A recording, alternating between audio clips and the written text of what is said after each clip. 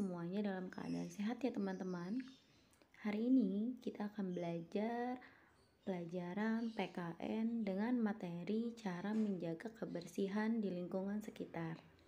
Kita akan bahas satu persatu ya teman-teman. Tapi sebelum memulai pembelajaran, kita akan membaca doa dulu terlebih dahulu. Baca doa dalam hati masing-masing ya. Oke, terima kasih yang sudah membaca doa.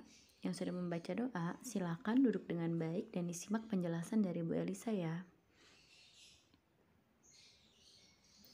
Cara menjaga lingkungan yang harus kita lakukan, yang pertama adalah mulai dari lingkungan rumah dahulu.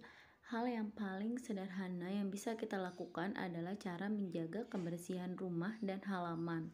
Nah teman-teman, kalau kita mau menjaga lingkungan, hal yang pertama kita harus lakukan adalah kita harus menjaga kebersihan di dalam rumah kita dahulu dan halamannya.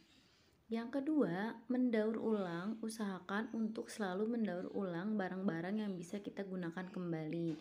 Nah, selain kita menjaga kebersihan rumah, kita juga bisa mendaur ulang benda-benda yang kita bisa gunakan kembali seperti botol aqua atau dan yang lainnya.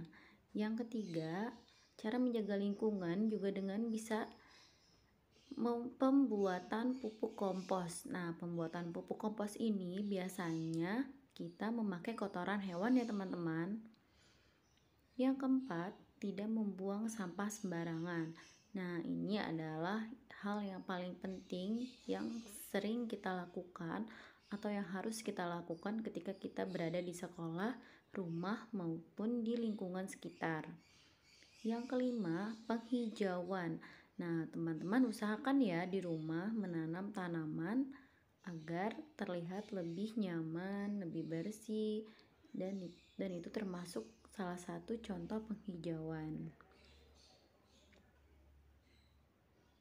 Nah, teman-teman, ini adalah contoh-contoh gambar yang tadi kita sudah bahas. Daur ulang itu berarti teman-teman mengumpulkan bekas benda yang teman-teman sudah pakai, seperti botol aqua yang pada ada di gambar ini.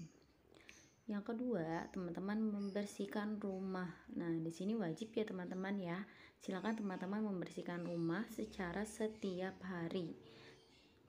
Nah, di sini juga ada penghijauan, yang itu ada menanam pohon. Yang keempat, di sini ada cara pembuatan pupuk. Nah, seperti itu teman-teman. Lanjut, apa sih manfaatnya jika kita menjaga kebersihan lingkungan sekitar? Yang pertama, lingkungan pastinya akan menjadi lebih sehat. Yang kedua, terhindar dari penyakit yang disebabkan lingkungan yang tidak sehat. Yang ketiga, lingkungan pasti akan terasa lebih sejuk, nyaman. Yang keempat, air akan menjadi lebih bersih dan aman untuk digunakan, terutama digunakan untuk air minum ya teman-teman. Lanjut, hal yang akan terjadi jika tidak kita menjaga lingkungan. Yang pertama, dapat menyebabkan banjir karena saluran-saluran air tersumbat akibat kotor penuh sampah.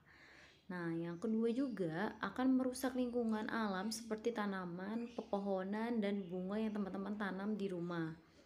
Yang ketiga, akan menimbulkan berbagai macam pencemaran seperti berbagai macam penyakit ya teman-teman.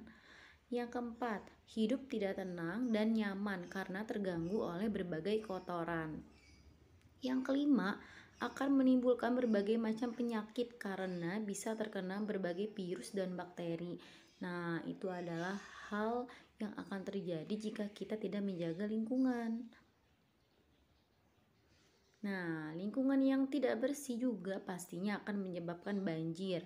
Seperti pada gambar di bawah ini, teman-teman lihat di situ ada lingkungan rumah yang terlihat sangat kotor, banyak sampahnya.